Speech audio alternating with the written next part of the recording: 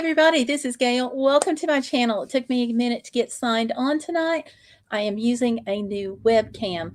So let me know what you think about it, and if the picture is clear, just drop a comment down below if you come in later, or if you're here right now, drop a comment in the chat. So welcome everybody. Sorry I'm a couple of minutes late there, 7:03. Sorry about that. But welcome tonight. I hope that your nights are going well and that you're not caught up having problems in all the various snowstorms and calamities that we have going on right now.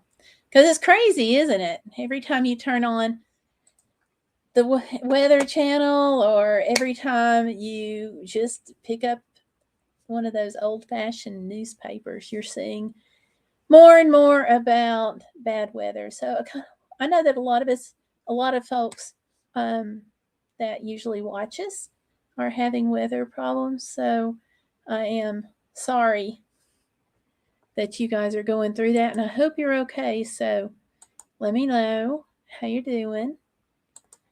So yeah, and let me see what else we've got here.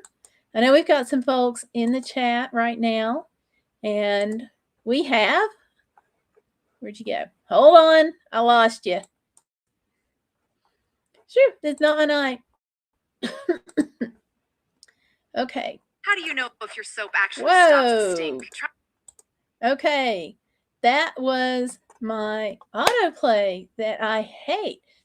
I mean, how about you guys? Are you loving autoplay stuff? Because I am not. Anyway, I'm here. I'm here in the chat finally, and I want to say hi to Peter Parker, aka Spider-Man the Hero. Tanya Lambert. Hi, Tanya, and welcome. And saying hi. Lori Jean is here. So hi, Lori Jean. How are you? You love the hat. Thanks, Tanya. It's just, that was my wild and crazy hat I picked up in Chattanooga a couple of years ago. I thought I'd pull that out and wear it. So Lori Jean says hello, and she says no. So no, you're not caught up in the snow, or no, you're not doing okay. Let me know. So yeah, Tanya commented on my hat. A couple of years ago, I took a trip across Tennessee, seeing several places. And one of them was Chattanooga, Tennessee. We went, excuse me, we went to the Chattanooga Choo Choo. And that really is a thing.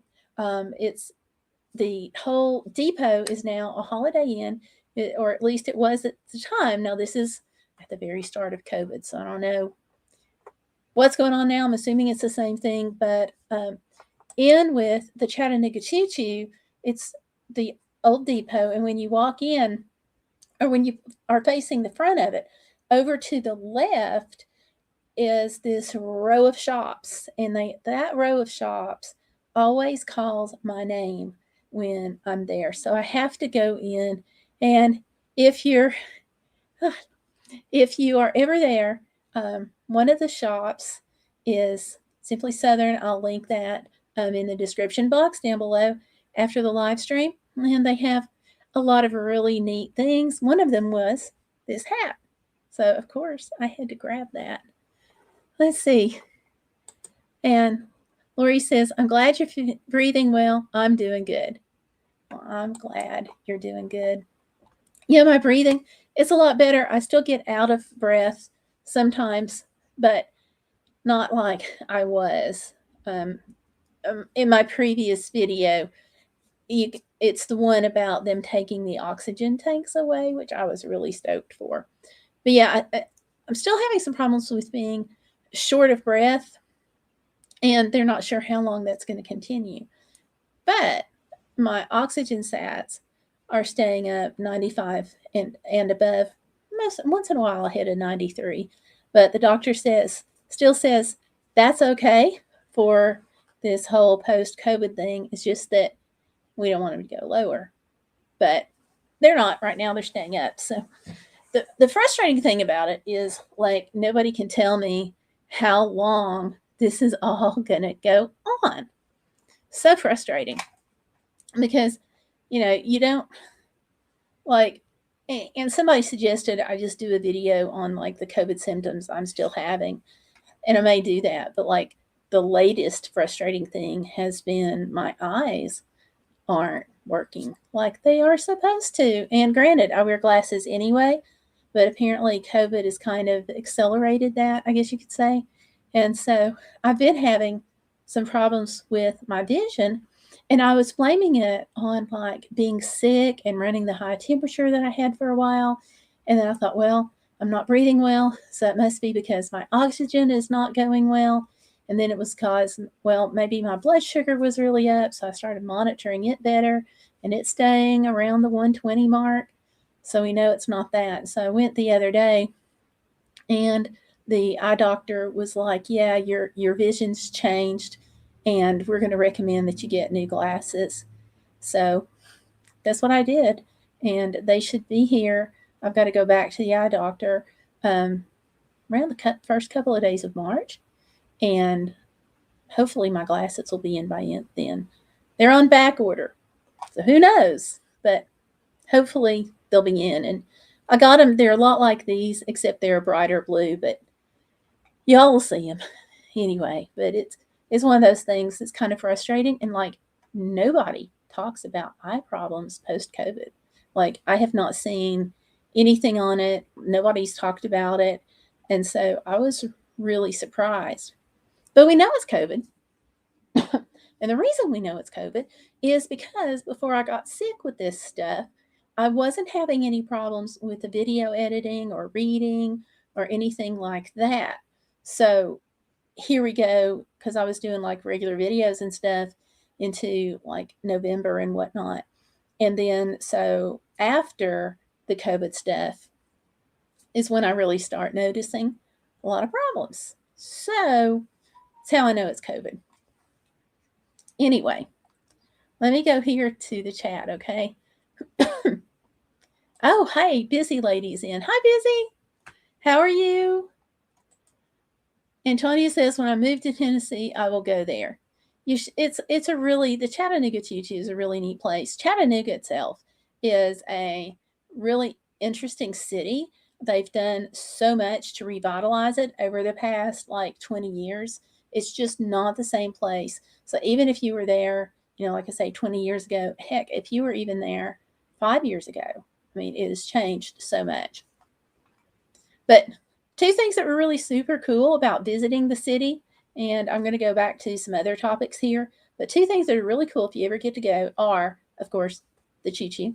The other thing is they have got World War II ammunition magazines, which are basically bunkers that you can go in and you can see where the ammunition was stored for World War II. And it's just kind of neat because you can go in and make all kinds of crazy sounds, and it's like you're in an upside down bowl. It's just neat.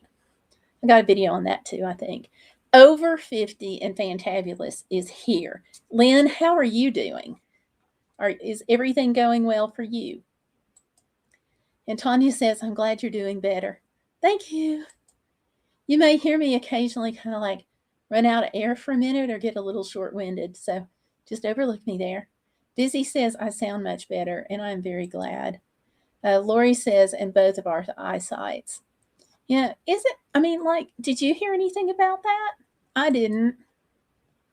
Busy says, hi, Tanya. I understand, short of breath myself. Tanya, how are you doing with the COVID stuff?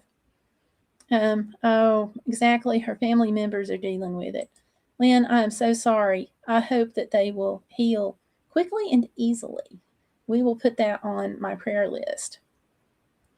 Lori says, that's how I feel about being trapped inside, being told I'll die if I catch it with an autoimmune disease. I have two, so I can relate to that. And we thought, we knew it would probably be bad if I ever caught it. But, excuse me, I got something poking in my eye here. We knew it'd be bad or thought it would be bad if I ever caught it. But, I did everything right. I got vaccinated. I got the second shot, but I didn't get the booster. And that may be where we messed up, because we went out of town and we planned to get the booster when we got back off of vacation back at the end of November. And so my husband wound up, he had to work, and then his day off that we were going to go get the booster, he got sick the night before that, and it was COVID. So instead of getting the booster, he was getting a COVID test, and he was already positive. So we had to wait, and sure enough, I wound up catching it too. So now we're scheduled for later this month, so we'll get it. Oh, Tanya's having brain fog and noticed that her eyes are different. I hope it's not going to be permanent. These lady says hi. I'm not sure. I'm not even going to try to pronounce your name, but welcome. Lori Jean says, wow, over 50 to hear more people are still being affected this way. Yeah. Thank you, Tanya. She's reminding everybody to hit the like button, so thank you. Lori Jean says she canceled hers to have less travel time outdoors to get there.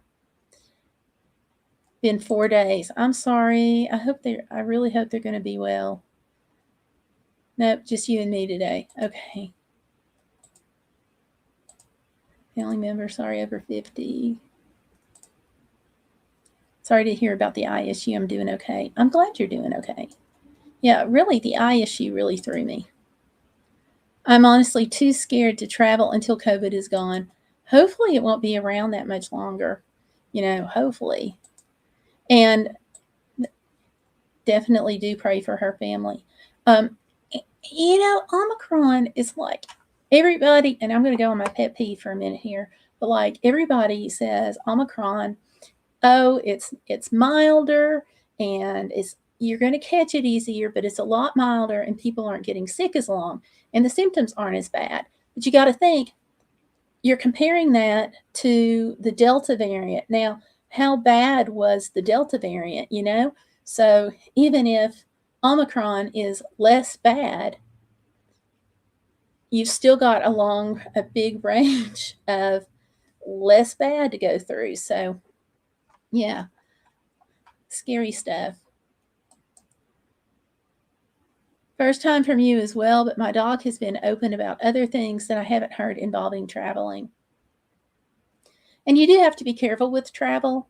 And like it was so frustrating because I think one of the things that just really irks me about having gotten the COVID is we didn't catch it when we were traveling.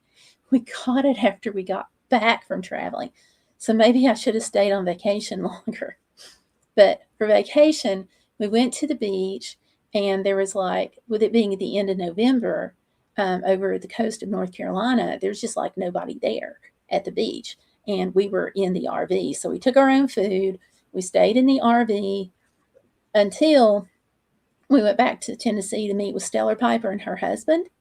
And when we did that, after we got COVID, we were diagnosed a week later.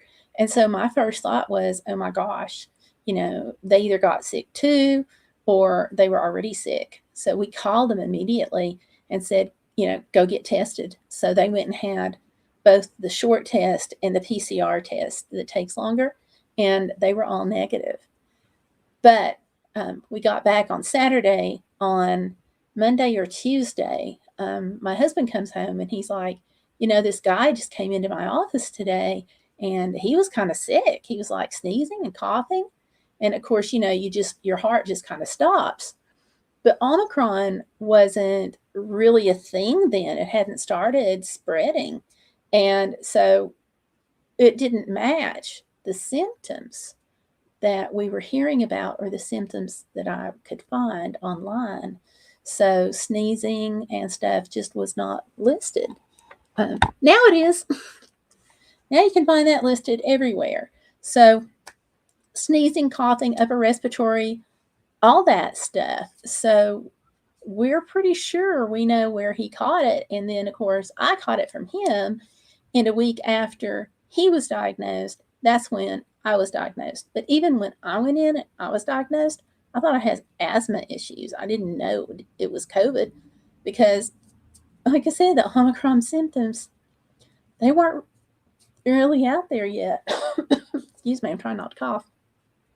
So we didn't know. But So I'm like, maybe I should have just stayed on vacation a little longer.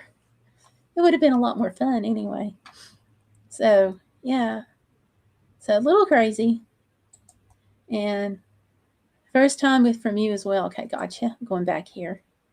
Lori Jean, we have the same middle name. Hey, that's cool. Lori says, nice busy. Yes, I think, Gayle, but you did what you thought was best at the time. Yeah, I did. And, if we had gotten the booster, oh, Tanya says she broke her glasses too. Whoops.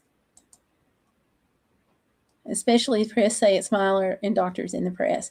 Yeah, and the thing is, it may be milder, but what are you comparing it to? And I still think it's kind of how it hits you. And I was really kind of concerned and a little bit frustrated because I did the monoclonal antibodies and like they didn't help. I got sicker that evening. My husband did too. But you expect to be, and everybody was like, oh, you're going to feel so much better. And oh, I know somebody who had the monoclonals and like the update the next day, they were just basically well and doing so much better. And now we're hearing that the monoclonals might not work against Omicron, and that would match what I perceive my experience to be. Of course, people say you don't know how you would be if you didn't do the monoclonal antibodies, and that's true. Maybe 4 hours after taking them, I would have been a lot sicker anyway. I don't know, but we can only do what we can do, right? Yeah, it says milder and doctors in press. Yep. There's so many in the hospital from Omicron. Yeah, there is. And when you're saying it's not as bad, I mean, people have died obviously from COVID. So, I mean, we've lost so many people. So when you're saying it's not as bad, you're comparing, I think, in some ways you're comparing it to death. And I kind of feel like prayer is the reason that I'm here, and I'm very grateful for that. Tanya says she found a spare pair she got in her desk drawer, thank goodness. Oh, good, good. They're pricey. They added achy joints and hot flashes when I went to the doctor's 2 days ago. And see, I totally, totally get that because, like, my joints, my hands, my knees, my shoulders, my feet, they all hurt. And certainly the COVID fog, and now my eyes, and I'm still out of breath. It's just there's a lot of things that go along with it, and some you hear about and some you don't. It's what else can you do?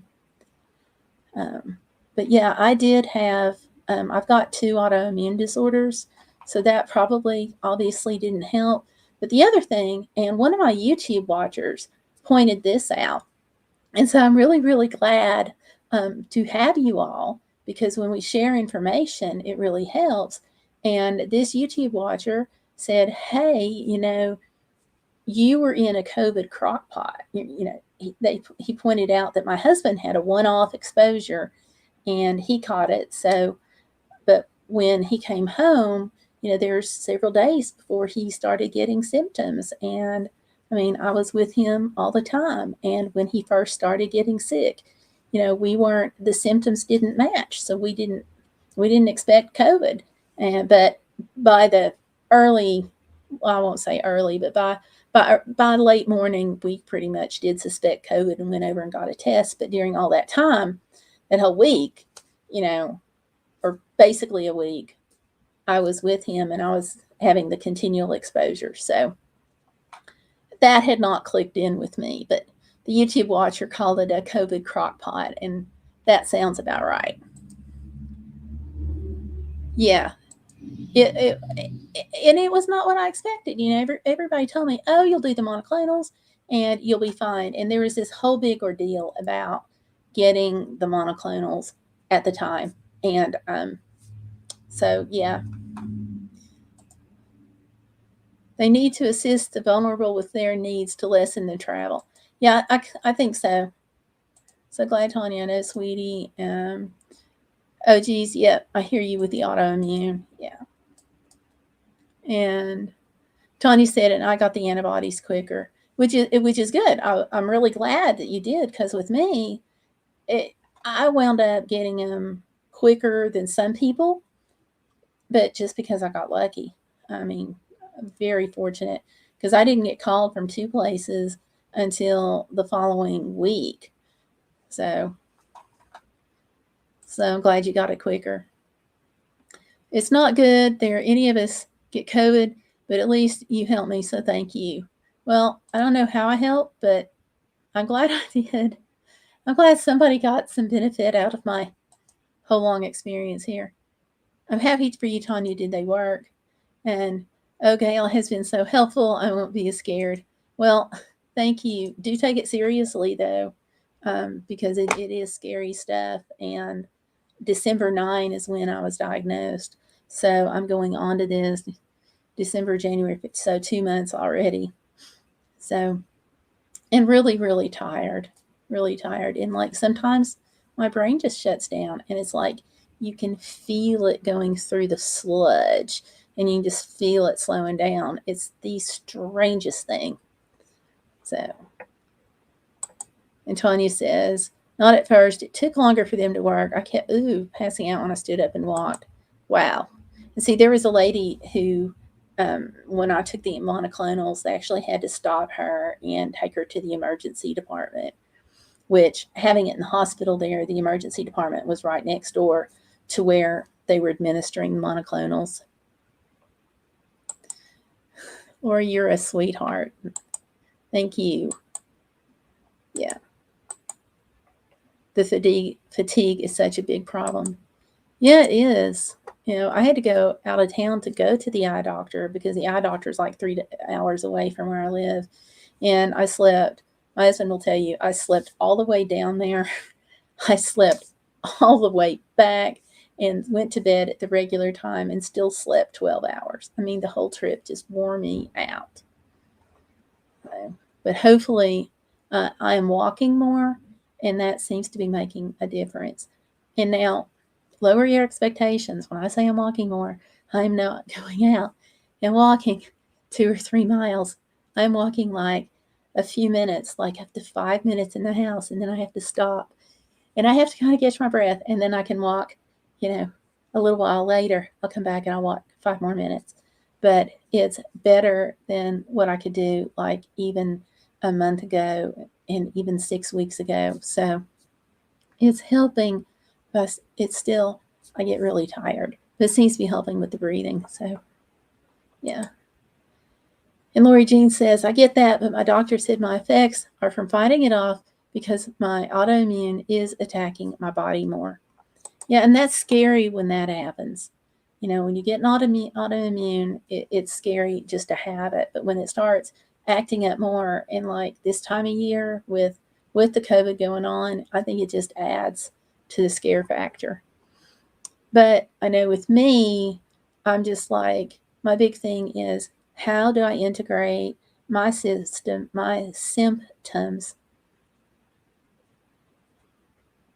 into my life so I can really go out there and do what I want to do? So whether it's, the whole long haul COVID or long COVID, whatever you want to call it, whether it's that or my other problems, it's like, how do I pull this all in so I can do what I want to do? And looking at it from that mindset has traditionally been very helpful to me, because it helps me think that, okay, I focus on like the positive and not so much what I don't have, but as far as like what I can do. And so with the oxygen, which drove me crazy, but with the oxygen, for example, I was on the big machine that you can't take anywhere, but I was able to get smaller tanks from the oxygen company. And then I was like, hey, these smaller tanks are a problem to deal with, because I've got this roller thing and I have to roll them around. And it's like having a little wheelchair from oxygen tank. And so they were like, oh, well, we can get you a bag. So then I was able to get it, and the bag was about the size of my purse. You can see it hanging from the roller thing, if you saw the last video. And so then I had that, and I was able to carry it around. But then I was like, okay, what about my billfold and stuff?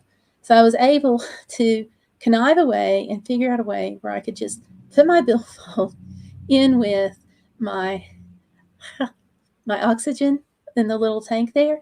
And so I was able to go out some with it. And so going out more, I had to have more oxygen tanks. But at least I was able to get out some within the within what I could do. I mean, I could not go out and climb a mountain or anything like that, or go out and, be at the store and, go shop at Walmart all day, which is like, Walmart's like the city under a roof. And I couldn't go out and do that, but I could ride in the car. I could go out and get my medicines, which when I was really sick, just being out in the car for me was a big deal, and that made me happy. So for me, it's a matter of like, how do I integrate that? And of course, a big part of that that's going to be helpful is when I get the service dog, because I throughout this whole thing have like really, really missed having a service dog. And Tomlin, which was my first service dog, he passed away in March 2020. So not COVID related. So I really got to see the difference in between now and then. And I am so grateful that I'm going to be getting one in June, because it's really, service dogs are life-changing anyway, but especially having seen the huge difference, it's going to be very helpful. So anyway, let me go back to the chat here. I didn't mean to get off on that whole tangent. Okay, so Tanya says when you're already fatigued from other things. That's a nice amount of time to walk, Gayle. Thank you. I mean, it's an improvement, every day, and you got to look for those improvements every day and just kind of celebrate them, Whether you go out and when I say celebrate, I'm not necessarily talking about going out and doing something fancy. Although, if you feel like it and you have the money and time, I would certainly encourage you to go do something fancy. But just, taking a minute and going, yay, or texting my husband and saying, hey, I walked an extra minute, and, so things like that. Tanya says, they kept me quarantined still quite a bit. I'm on modified quarantine, is what my family and I call it. Family can come around, but I can't be around strangers because my immune system is still at risk. And that makes sense too. One of the things I'm cautioned about is like, be careful so you don't catch anything on top of having the post-COVID syndrome, or like I said, long COVID, whatever you want to call it. And it's like, can we not agree on what to call it? Like the medical community, when they're having all these big conferences about COVID, it's like, can we not get together and just have them decide like what to call this? Anyway, what can I say? Laura Jean says, that's what I asked my doctor, and she said if I get sick when I go out, not to go out. Okay, and that should be a no-brainer like by now. If you're sick, stay home. Because chances are, if you're sick, you don't feel like going out anyway. And we have Chasing 28 Smith 12. How are you doing? It's good it's been a while since we've seen you, so I hope you're doing okay. Tanya says, hello. Long time no speak. Yeah, it's good to see you. And Tanya says, service dog gear is an addiction. I love getting him new stuff. Yeah. She's probably got the best dressed service dog in like her whole state, if not the country. He's so cute. So, and one of the things, I have two things that people have been asking me lately. And let me pull it up again because I've got to like my mind is not functioning well. So I forgot to bring my Post-it notes in here. So I've got to pull up my notes here. Hang on a second. Okay. Expensive that expenses that service dog owners have, and how expensive is a service dog to maintain. Okay, that's really the two things that people are asking me the most here about service dogs. Hold on. Okay, that's the addiction. Yes. Service dogs. Oh my gosh. Well, as you know, I was a handler for several years before he passed away, and going through this process with the agency to get another one. So when we're talking about the expenses that service dog owners have, I'm really not sure, from Kayla who wrote in asking me, I'm really not sure if Kayla means like from start throughout the life, or what the average monthly expenses are. And because that changes a little bit depending on who you are, where you are, what kind of gear you like to buy, how often you buy toys, it's going to change a little bit. So let me tell you a little bit about where I am in the process and where the process started, and then talk about what the monthly expenses were when I had Tomlin and what I expect now. So the expenses that service dog owners have, if you're going to go through an agency like I am, then you've got to have an application fee.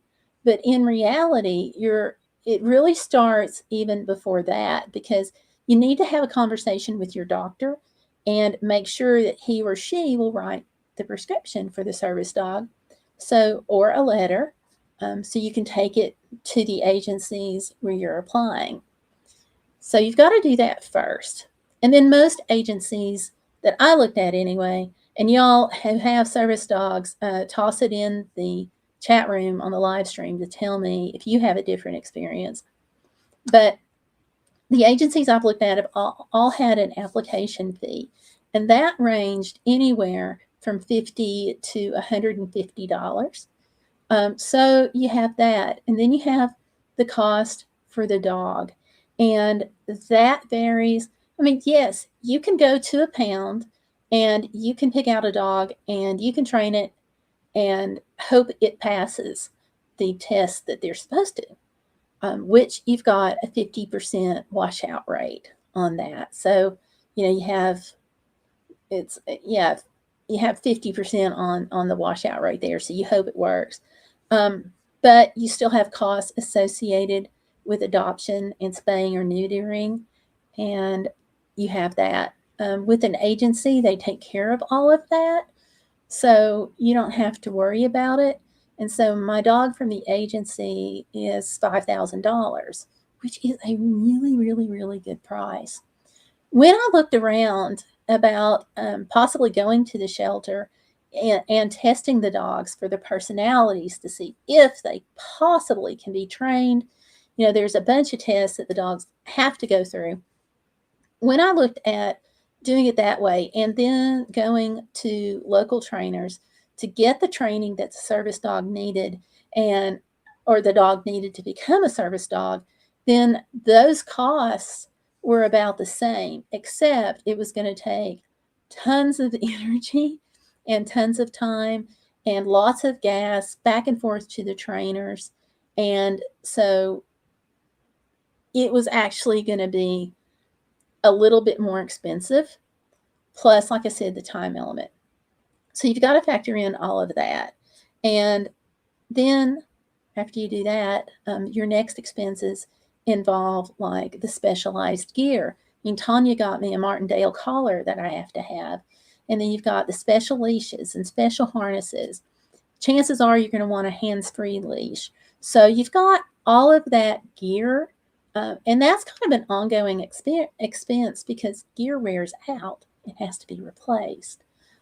Plus, you've got the crate and the dog bed, if your dog will stay in it, which mine didn't.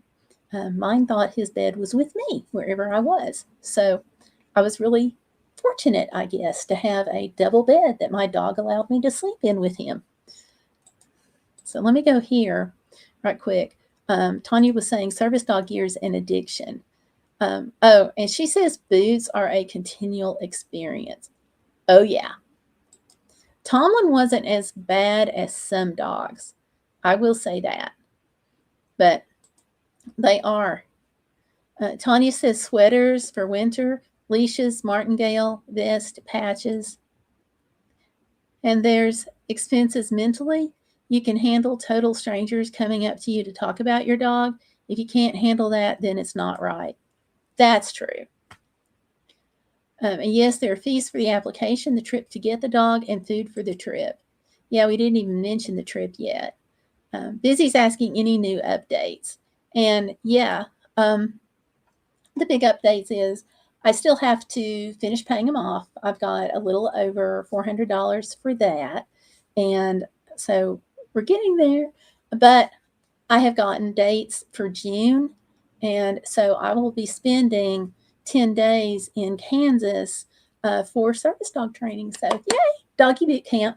But part of the expenses are, as Tanya mentioned, that you have to go and stay there for, in my case, 10 days. So, the whole gas to get there, the place to stay, the food. And I was planning on taking my own stuff, but Tanya told me that I'm going to be going to, she got her dog from the same agency. And she warned me about going to restaurants, that that's going to be part of the training. So I have to budget that in. So, and we're still trying to figure out how my husband's going to get there. So all of those expenses factor into getting the dog too. So your $5,000 for the dog, and then you've got the expenses of going for training. But for me, the trainers that I could find that would be close to home would still be 3 hours away. So, yeah. So it all kind of is going to be okay. We'll figure out something. Tanya says physically, it's also you have to keep up training daily, exercise, toys to keep them from getting bored, etc. Yeah, and toys can get expensive. I mean, I would go to the Dollar Tree to get the toys for Tomlin. I know a lot of other people like to go there, but you're not just getting one toy one time. You're usually getting like 2 or 3 toys, and it's like every time you go. And that's partially keep them stimulated, and partially because you just get to where you like giving your dog treats and toys. So, yeah. Tanya's suggesting do not pet signs. Yes, put those patches on your service dog. I'm going to get, I am dead convinced that I'm going to get one that says, beware of owner, not the dog, something along that lines. And Tanya says some dogs are also trained like Archer, that he has to sleep with me. Part of his job is to keep me safe at night with either seizures or night terrors. That's true. That's true. And Busy says that's exciting. Yes, I'm so glad. I cannot wait. And there has been a million times that I could have used the service dog's help with me being sick. It will be a relief, a huge relief. Because like part of the little things is, I guess you could say little, is that Tomlin, like if I had a problem, he would go get my husband and or my daughter if Stellar Piper was home. And of course, she's an old married woman now, but when she was home, I could tell Tomlin to go get either a specific person, or I could just say, get help, or I could signal him with the hand signals to go get somebody. So if I was having an asthma attack and I couldn't breathe well, he could still go get help. And he was always right with me. So with COVID, when I didn't have air enough to breathe and things like that, I had nobody to like go get somebody if I got into trouble. So I always had to remember to keep my cell phone on me and in my pocket so I could make that phone call. So things like that. And helping you up out of the floor if you fall or start to stumble. And believe me, when your oxygen is low, it is a lot easier to stumble. I promise you. So, yeah. And let's see. Peter Parker says, I put a do not pet sign on me when keep hitting me. I'm not going there. That's a completely other issue. I don't think a service dog's going to help with that. And Tanya says, the good thing with this company, if you get your first dog through them and you need another dog later, you get part of the head of the list. And that's going to be really good. Gayle maybe do a GoFundMe for those expenses. Yeah, I may do that closer to time. I'm going to do one more fundraiser, and that's to do a cookbook. Several people have suggested it, so I will be doing that. So yeah, I'm thinking about doing that either starting to collect recipes like later in February, or maybe the 1st of March. And Stellar Piper is going to help me with it, so hopefully we can make it available on Amazon for people who want to buy one, but don't want to pay shipping costs, because if you buy it from me, you got to pay shipping. And if you have Amazon Prime, you don't have to worry about that. So, I've looked at several publishing options, and I think that's going to be the way we go. So, yeah, it's just I feel weird just saying, hey, give me money. But ultimately, if I don't have, and see, it wasn't so bad before I had these COVID bills, but like I am freaking out about those, because last year, which just ended in December, I'm at my $6,000 out of pocket. And granted, I had the breast issue and had to have breast surgery, but even just with COVID expenses, I still would have met my $6,000 out of pocket. That's how horribly expensive this has been. And we have my husband's ER bill that all went to that $3K deductible. So not only are we at $6K out of pocket on bills that I'm paying for me, but we've got that huge bill that we're paying for him. But the first of the year rolled around. So I started with another $3K deductible. And I already have that deductible met, it looks like. If it's not met, it's just really super close. And this is just January. And I say this because I want people to understand that, for long haulers or even people who have a bad episode with COVID, it can be financially devastating. And we have this tendency to think that, oh, you just go to the pharmacy, you pick up some cough medicine, some Tylenol, and a box of Kleenexes, and you're done. And that's not always the case. And you don't hear COVID bills talked about that much. And I don't even know like what the total big picture is, because we have the insurance, which I'm grateful for insurance. Don't hear me say I'm not. Don't get that message. But just be aware that it can be very expensive now. So, hey, Annie, Janie, and friends, hi, welcome. And she says, well, hello, Belle, hello, chat, hello, Poe, and hello, chat. So it's good to see you, Janie. Tanya says, Peter got one of my best friend signs that says, service human, do not pet. That's cute. Good one. Annie said she got a year subscription to BarkBox. Not cheap, but nice. Do you like that? How, or let me just say, how do you like that? Because I'm thinking about that for future doggo, just for fun when we get where we can afford it. And he says, thing is, with a service dog, kids want to talk to and pet them, and parents join in. Yeah, and see, I didn't have a problem too much with kids, because kids, you can set those parameters with kids a little easier. With adults, they already have their mind made up, and you can't change it. Like if you say, okay, kid, you can pet him for just a couple of times, but then I need you to back off about 5 feet. So go further than the distance of my arm, okay? Adults don't listen to that. I tell everybody, if they see Archer without me, to follow him. And that is so important.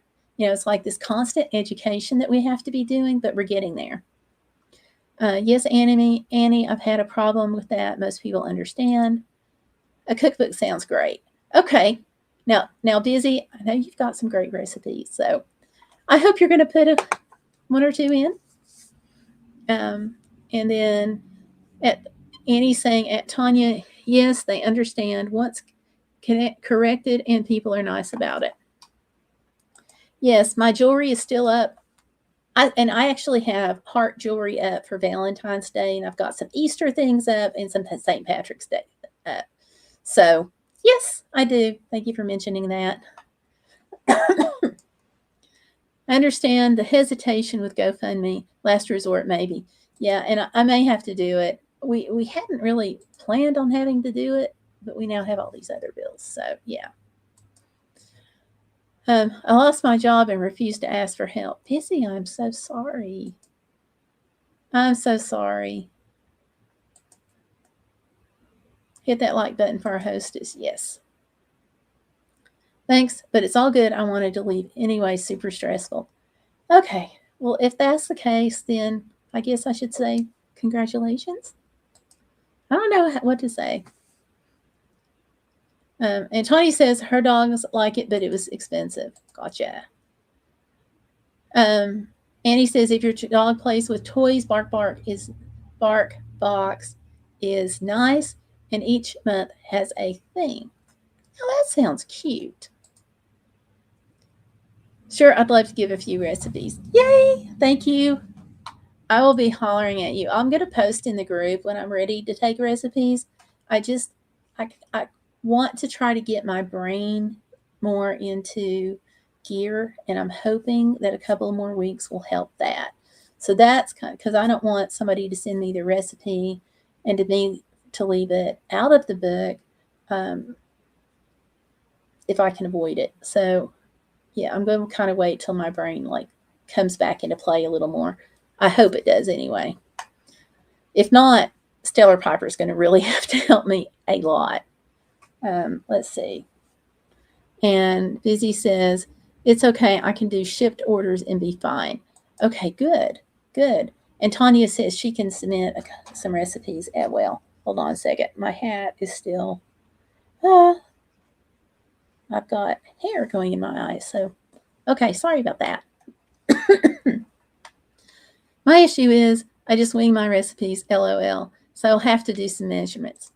And see, you've got time to do measurements. But I hear you. I'm like that too. I can remember following my aunt around the kitchen, trying to figure out how she was making meatballs, and she could not tell me. She's like, just watch, you'll see. So I'm like following her around the kitchen, trying to write everything down. And so I had measurements of like 1 handful of breadcrumbs or 6 pinches of Parmesan cheese, things like that. It's like, what is 6 pinches? So I understand that. So let's see. Lori Jean says, I'm a little fogged myself, but if I can help Stellar in any way, please let me know, Gayle. Okay, I will. Thank you. She says, are you going to divide your cookbook into sections, main dishes, dessert, etc.? Yeah. I think that makes it so much easier when you're looking for recipes. So yeah, definitely. Absolutely. So I'll do that. Pretty much a pinch of this and a handful of that. And Lori Jean says other chefs do that. Yeah, they do the pinches. But when you're early married and you're trying to make recipes, to like impress your husband or impress the in-laws, y'all know how that goes sometimes. Then you're trying to write everything down. You're like, pinch. How do you, but that's okay. My aunt was Italian. My dad's family's Italian. So it's like we all joke that Italians don't write recipes down. That, and we always talk with our hands. A splash of milk. Exactly. What is a splash of milk? Excuse me. Is your cookbook going to have photos or drawings or both? I hope people will submit photos with their recipes. So that I'm hoping for that. But it's going to be whatever people want to send in. And, I feel like too, if somebody has a YouTube channel and they want that up there next to their name with the recipe, then we'll slide that in too. So I'm hoping to hit several things there. We go up here. I made steak and egg quesadilla, use Steakums. Oh my gosh, Steakums save the world. I need the correct measurements in a pinch too. Yes. I'm going to go. Good night, everyone. Tanya, thank you for coming in. You have a good night too. Hit that like button. Thank you. She keeps reminding me because, I keep forgetting. But that's not a COVID thing. I forgot to say that, well before COVID. And good night, Tanya. So, yeah. So going back to answering the service dog expenses on that, you have the ongoing cost for dog toys. And then, in addition to that, this is just something we opted to do. We put Tomlin under the wellness plan with Banfield because I travel a lot and they are all over the country and they have a 24-hour number. So if I had questions, I can call and talk to a vet. Now, back several years before, or a couple of years before they had that number, Tomlin and I were driving to Alaska, and fortunately, John was with us this time. And I got into Yukon, and he got attacked by another dog. And finally, the guy pulled the dog off. But I'm like, here I am in the Canada area in Yukon, and I'm like,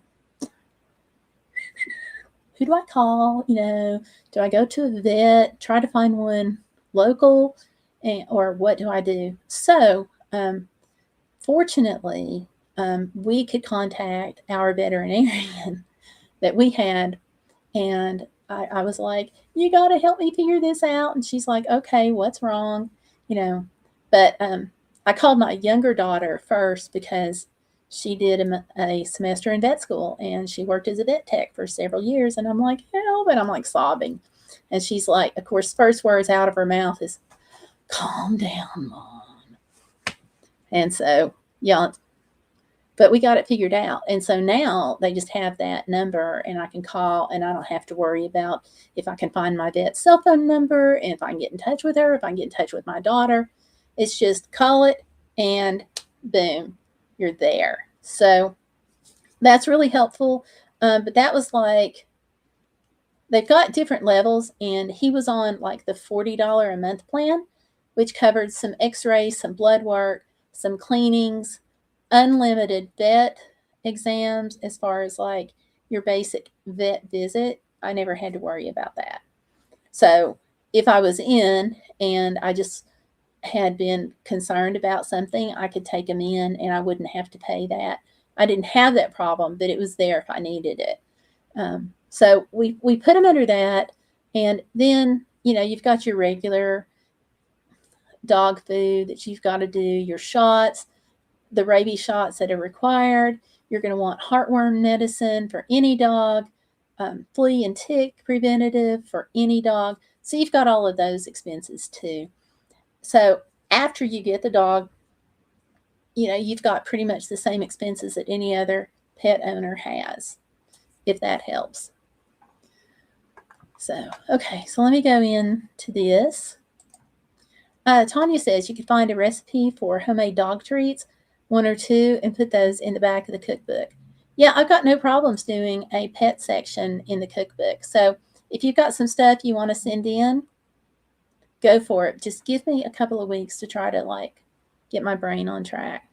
ADHY says hello. So hi, good to see you and welcome tonight. Connect host, hi.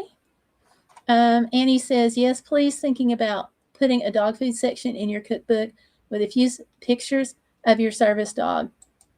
Well, I won't be able to put in pictures of my service dog because I'll be getting him in June and I'll be getting the cookbook out to raise money to go get him in June. But I can put pictures up of Tomlin when I had him.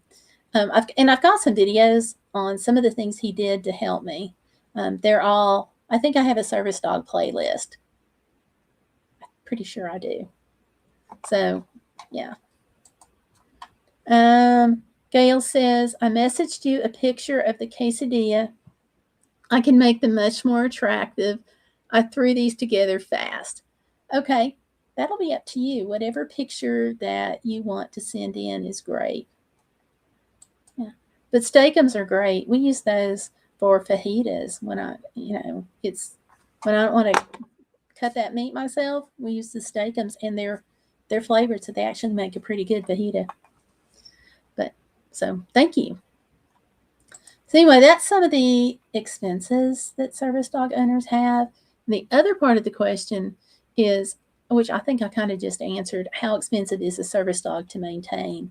And that is your regular bills like you would have for a pet. So, and you've always got to, if some areas have a required registration for dogs, you still have to do that.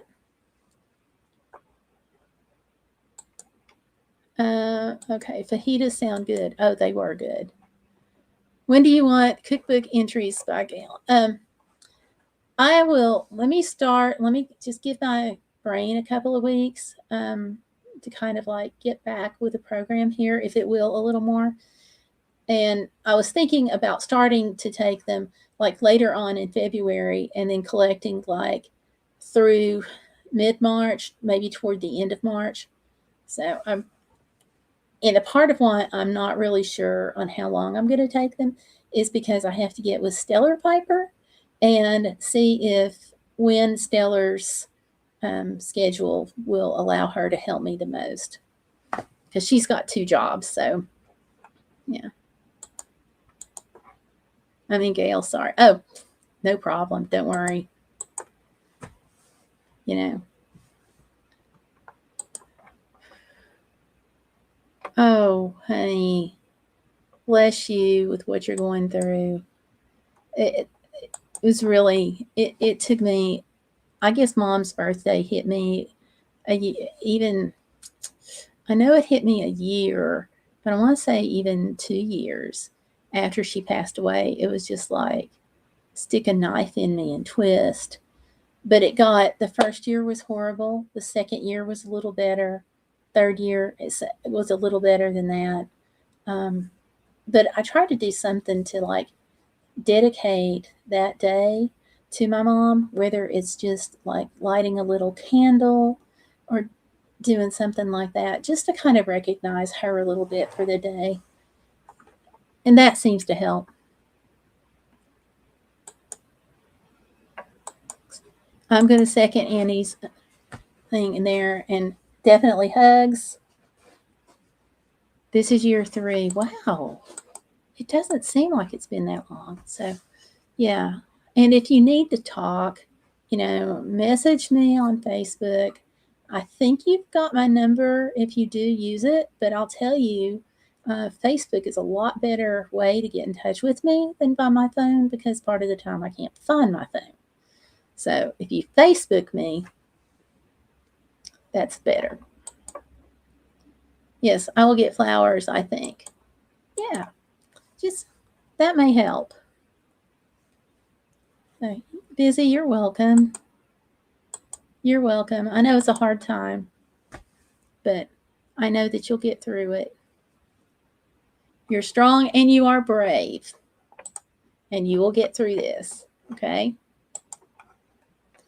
So that's kind of where I am with service dog stuff and COVID. Does anybody have any questions about service dog or anything that they want to add? I'm not sure who all's here.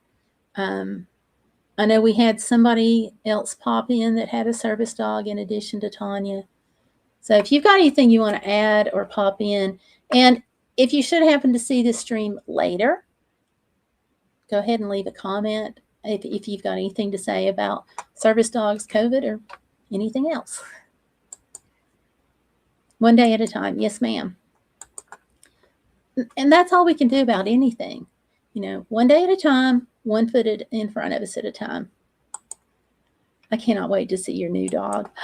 Me either. And I don't even know what kind I'm going to get until like that last minute. And that is killing me. Because, like, they said to plan on having a dog in the 80-pound range. Well, at 80 pounds, that's going from that changes your crate size. So is it like, is your 80-pound range going to be like 80 to 90? Because that's one size crate. Is it going to be 70 to 80? That's a smaller crate. So, like, there's something, it's like, I want to buy these things just to go ahead and get them bought. Like, as I find them on sale, because, like, I'm a huge sale person, as you all know, but I still don't know what size to get. So I think at least on the crate, what I'm going to do is look for one that's on sale in the 80 plus pound size. But then, like, some of the gear, I don't know.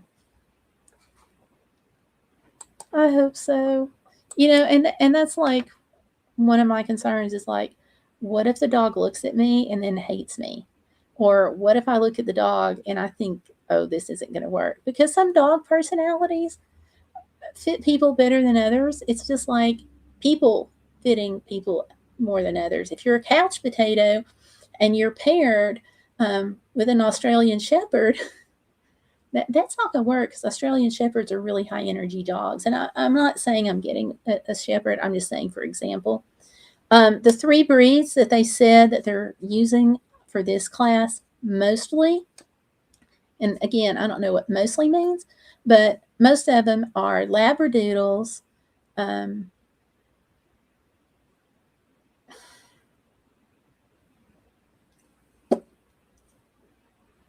anyway, Labradoodles, something else, and Bernese Bernedoodles, which is a cross between a Bernese Mountain Dog and a full poodle. And I don't know what the third one is right now. It's another kind of doodle. I'm sorry. That brain cell just shut down. Okay, Annie's dog is 85 pounds. Yay! Big dogs are so cool. Small dogs are too, though. Get all sizes and keep receipts, LOL. And I may have to do that, but you never know, like, how long can I take something back? You know, so if I buy it now, can I take it back after June? I don't know. And some things aren't that bad. Like a hands-free leash, for example, you know, you can use that for 70 pounds up to, I think, what? They're rated, in other words.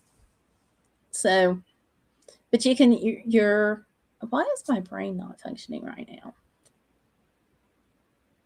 Anyhow,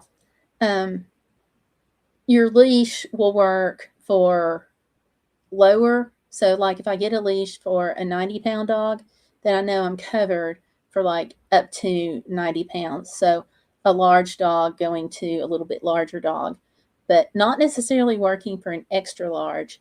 But I'm not worried about that size dog, but more like large going to a little larger. Yes, a large crate and a service dog. Yes, absolutely. Crate training it was wonderful for Tomlin. Hey, Iron's here. Hi, Iron Firehorse. Welcome. How are you with all this snow? Golden Retriever? No. Maybe it was a Golden Doodle. I'll have to go back and look if I can find my paper. I bet that is a smart dog. How close are you to getting your new dog, Gayle? Nice, Annie, and hey, Iron. I have dates for June, so that's how close I am. I have a little bit to finish paying them off, but yeah, June. I'm so excited. And then I have expenses, of course, going to get the dog. So we're kind of like still trying to figure those out. But I was talking to the folks about we're going to be having I'm doing a cookbook, so we're going to be having that. So I'm excited. She doesn't mind the snow. That's cool. She's like the first person I've talked to lately that doesn't mind the snow. How much did you get? Took me an hour to clear my car, LOL. Oh gosh, Busy. What did you all wind up with? And I know we have Laurel, Candy the wee service dog, who she's in an area where they've gotten a fair amount of snow.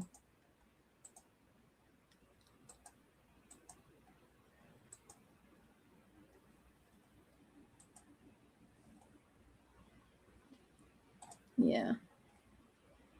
Oh gosh, a foot of snow. I can't even imagine that. Well, yeah, I can imagine that. I went to Alaska in February one year, so I can imagine a foot. But wow, that's a lot. So did you go out and build a major snowman? You and your son? Because that's a good thing, you know, that's when it's nice to have a son who can help you do these things. And you can use your kids, and or a girl, but you can use your kids as the reason for you to go out and build a snowman. And you never have to admit you're building it for yourself. You know, you can always blame it. Well, my kids wanted to go out and build a snowman. You know, you have this perfect excuse. I like building snowmen. Irene says, yeah, getting a foot of snow off my van is hard, but that's because of the sciatica. Otherwise, I love the snow. Yeah. Oh, I did a really good one with my van. I left the water tanks in it. They are so frozen. We've even had warmer temperatures, but it's going to be a month after the temperatures warm up, before those things thaw. I was like, I can't believe I forgot it. But what you going to do? Daisy says, my dog refuses to go potty, so my husband shovels an area for her to go on the grass. That is so nice of him. No, it's too cold. Ah, you're ruining your chance to go build a snowman. Well, I will be lurking. I got to clean the kitchen. I would like to contribute to the cookbook. How many recipes per person? You know, I didn't even think about putting a limit on it.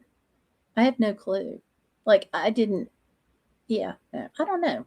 Let me get with Stellar Piper and find out what it looks like from her and how many recipes and pages she thinks that she can help me handle. I'm going to be relying on her a lot. So, yeah. I got to go clean too. Take care, everyone. You too, Busy. You too. And I'll be talking to you later. You know, you take care. But I haven't even thought about how many recipes per person, because I just figured that, like, if people contributed one, I'd be lucky. So that's my thing. Busy lady. You too. So yeah. So I'll get with her.